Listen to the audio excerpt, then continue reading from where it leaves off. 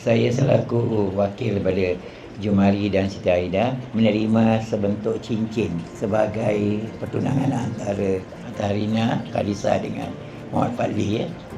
Mudah-mudahan pertunangan mereka ni berpanjangan sehingga diijab kabulkan pada satu masa kelak.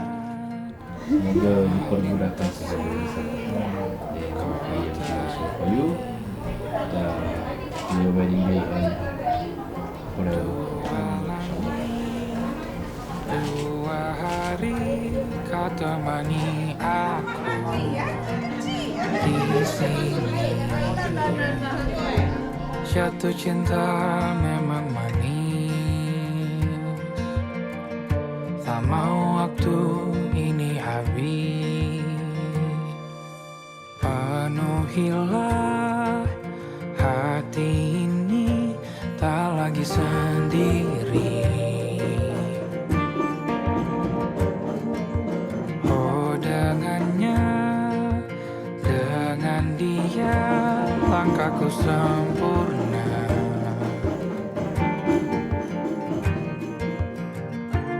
Jatuh cinta memang manis,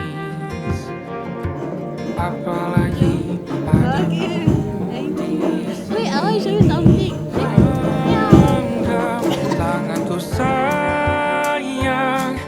Kota ini tak sama tanpamu. Masih rasa ingin lagi habiskan waktu di sini. Mungkin 3 atau 4 hari lagi. Kita harapkan majlis pada petang ini kita diberkati oleh Allah Taala. Alhamdulillah, syukur kepada Allah SWT kita dapat berkumpul pada petang yang bahagia ini untuk majlis pertunangan antara Muhammad Fadli dan Rina Kalisa. Sini saya diberi amanah memberitahu bahawa untuk majlis perkahwinan insya-Allah akan diadakan pada 12 Disember 2026 dan hantaran perkahwinan dan sebuntut cincin belian dan tulang lunak sebanyak 8 tulang.